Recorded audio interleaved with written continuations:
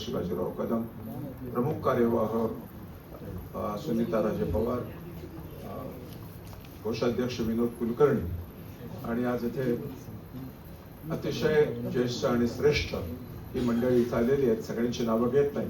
आणि मित्रांनो, गेली 5 वर्ष मला या कार्यकारी मंडळाने उपाध्यक्ष पदाची संधी दिली. तुम्हाला किती जणांना माहिती आहे मला माहित नाही, पण 2016 साली जेव्हा निवडणूक झाली तेव्हा मी मिलिंद जोशींच्या विरोधी उभा होतो. निखिल महाजन मी आमचं पॅनल होतं आणि आमचा पराभव झाला. तो मिलिंद जोशींच्या समोर पराभव होणारच होता, तर त्याप्रमाणे आमचा पराभव झाला.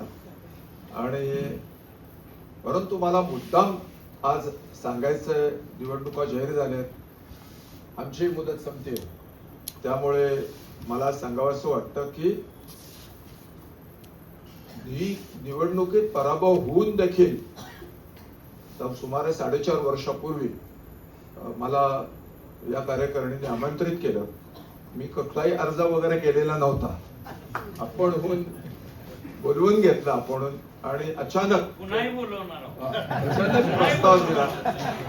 प्रस्ताव दिला आणि त्यांनी मला ही उपाध्यक्षपदाची, ज्याला एका रात्रीत संधी म्हणतात तशी ती संधी मला त्यांनी दिली.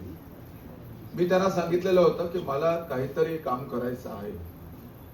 तेव्हा माझ्याकडे आडकर आणि मिलिंद जोशी यांनी 5 लाखाची तरी तुम्ही संस्थेला कुठलं तरी देणगी मिळवून द्या, त्यावेळेला अडचणीचा भाग होता, हे सगळं काम करायचं होतं. तर थोडस हसलो मी, म्हटलं 5च लाख मागितलेत आपल्याला, परंतु काय काय काम आहे तेव्हा काम बघितल्यावर लक्षात आलं की खूप प्रचंड काम आहे. त्याच्या आधी आदर्श घालून दिलेले होते कदम सर आणि पाटील सरांनी, आणि त्यांनी जवळजवळ 40-40 लाखाची 80 लाखाची मदत त्या दोघांनी, सुमारे 80 लाखाची मदत त्या दोघांनी केलेली होती. त्यामुळे माझे मित्र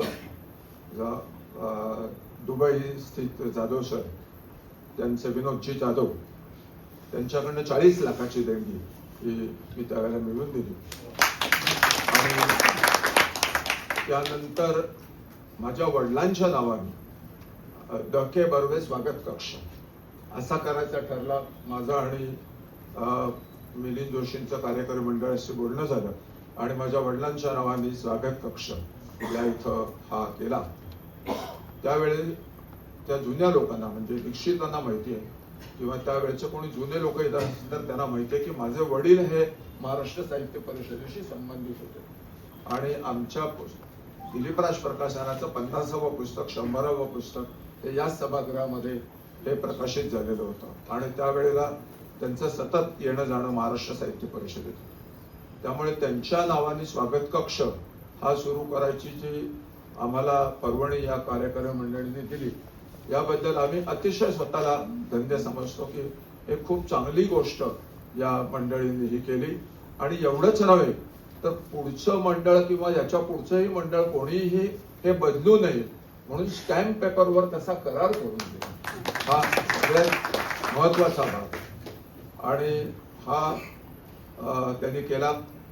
मी आणि प्रकाश देशपांडे आम्ही लिफ्ट बाकी होती म्हणून आम्ही चोरगे सरांकडे आम्ही दोघंही भेटायला गेलो चिपळूणला आणि त्यांना आम्ही विनंती केली आणि त्यांनीही ताबडतोब मान्य केली. चोरगेंची आणि माझी मैत्री गेली 35 वर्षाची माझी मैत्री आमची, आणि त्यामुळे या सगळ्या गोष्टी साध्य झाल्या, काहीतरी काम करायला मिळालं याचा निश्चितपणे आनंद आहे.